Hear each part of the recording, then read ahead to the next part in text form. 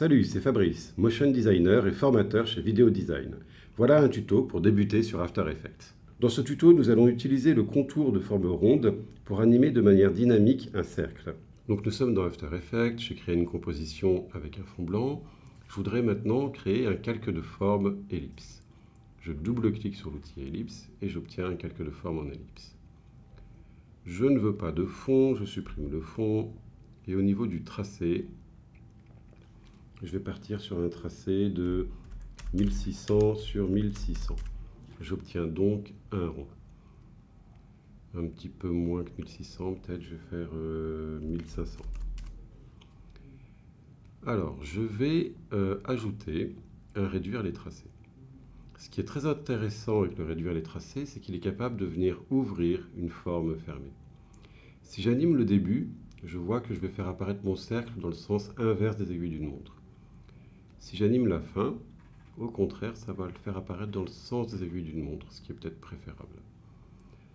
Le tracé, à son extrémité, est carré.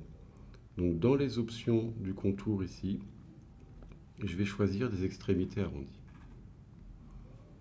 Je replie le paramètre fin. Je me mets à 10 images, je mets une clé. 1, 2, 3, 30 images plus loin, je déplie mon tracé. 20 images avant, je mets une clé de début, puis raccord pile avec le paramètre fin, je replie mon tracé.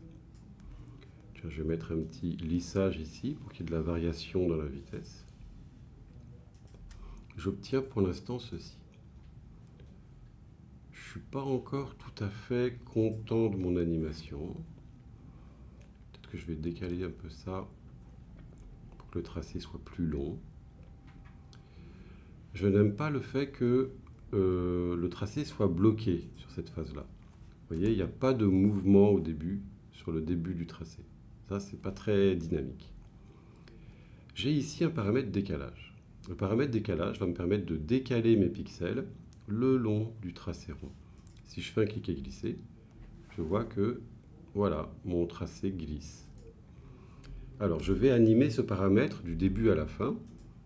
Comme ça, j'aurai en permanence du mouvement. Je vais aller de 0 à 180 degrés. Voilà, j'obtiens quelque chose qui est tout le temps en mouvement, ce qui est quand même plus sympa. Pour adoucir encore cette animation, je vais décider d'animer la largeur du contour. Donc je me mets au début. Et en largeur de contour, je vais partir sur 0.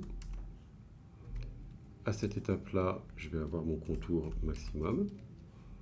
Et à la fin, je reviens sur 0. Et voilà, j'obtiens ça. Ok, ça me convient.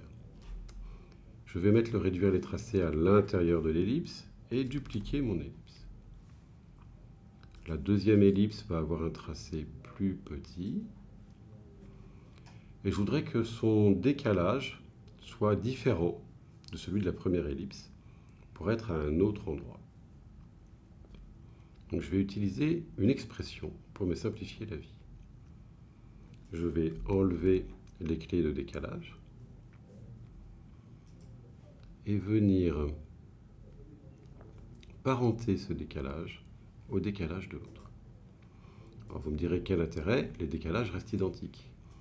Eh bien, je vais aller modifier l'expression à la fin pour venir ajouter une valeur, 75 par exemple. Et voilà, j'obtiens deux décalages qui ont la même vitesse, mais qui n'ont pas le même calage.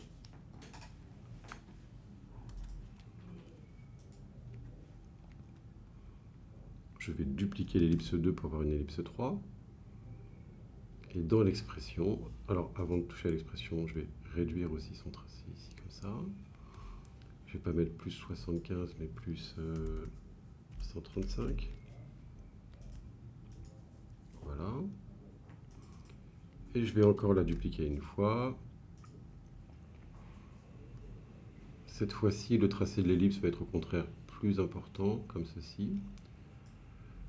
Et je vais mettre, je ne sais pas, 220 par exemple, plus 220.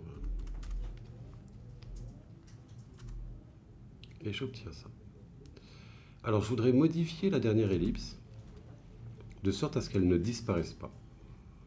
Donc il y a deux paramètres qui la font disparaître. Il y a d'une part la largeur du contour.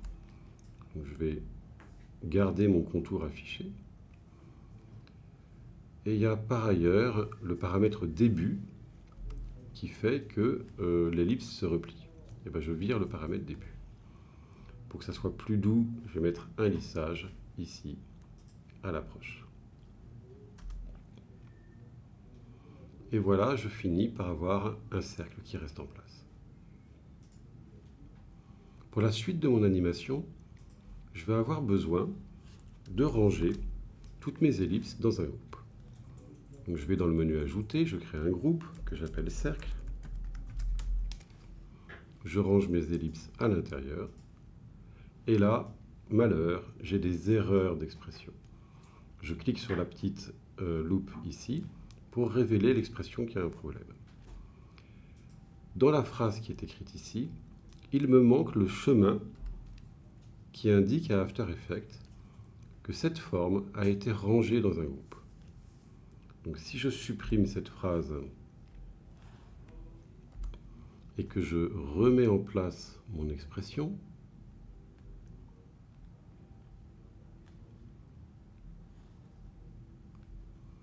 j'obtiens cette fois-ci, je remets le plus 75, j'obtiens cette fois-ci la bonne phrase qui me dit bien que ma forme est rangée dans le groupe cercle. Je copie cette partie de la phrase qui me manque dans les autres formes. J'appuie sur la petite loupe et je viens rajouter ce petit bout de phrase qui me manque.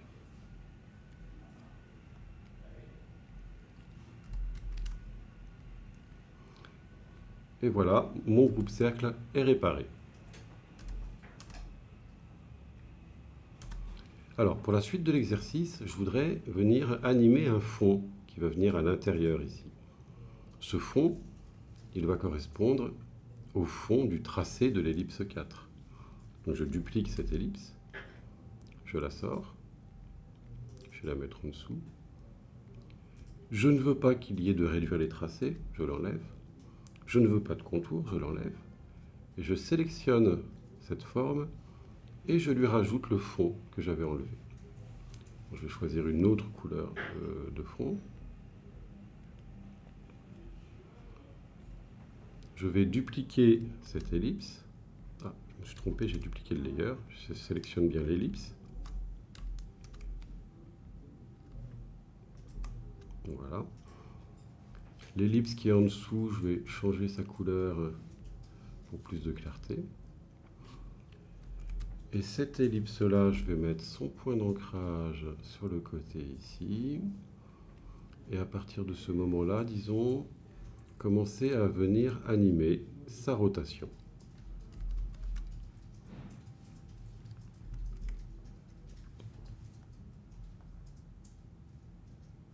Je mets un lissage à l'éloignement, un lissage à l'approche, et j'obtiens ceci. Alors, ce que je voudrais, pour mieux comprendre ce que je fais, je vais temporairement décocher l'œil du groupe cercle.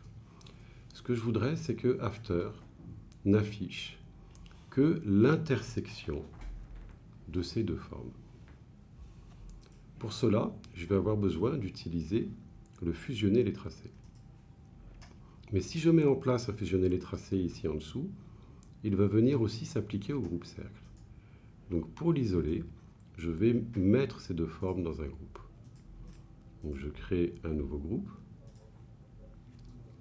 que j'appelle Color par exemple. Et je mets mes deux ellipses à l'intérieur.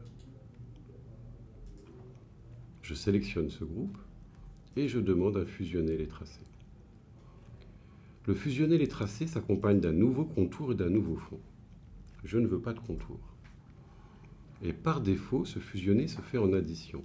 C'est-à-dire que ces deux ellipses deviennent un seul et unique tracé additionné. Je vais demander à After d'appliquer plutôt une intersection. Et voilà, mes pixels s'affichent seulement à l'intersection des deux tracés.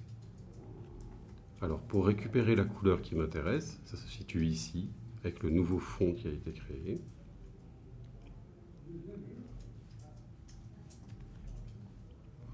Et je peux venir recocher mon cercle.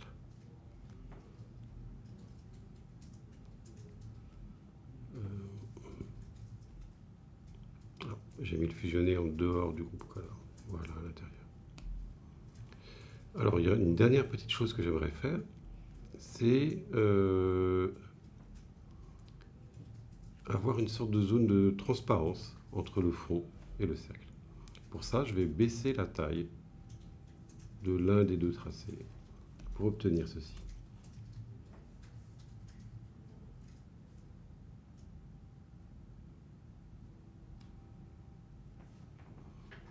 Dernière étape, j'ai préanimé déjà un texte qui est ici. Et je voudrais que mon texte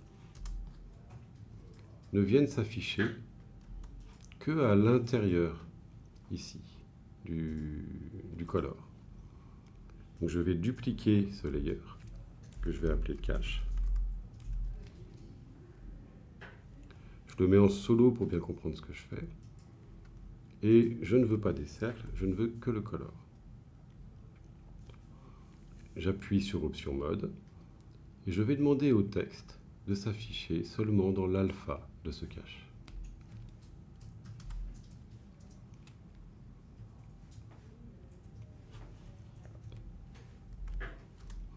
Voilà, donc là nous avons vu le fusionner les tracés, le réduire les tracés, et nous avons revu le cache alpha, vu déjà dans d'autres tutos précédemment. Je vous dis à bientôt pour un prochain tuto.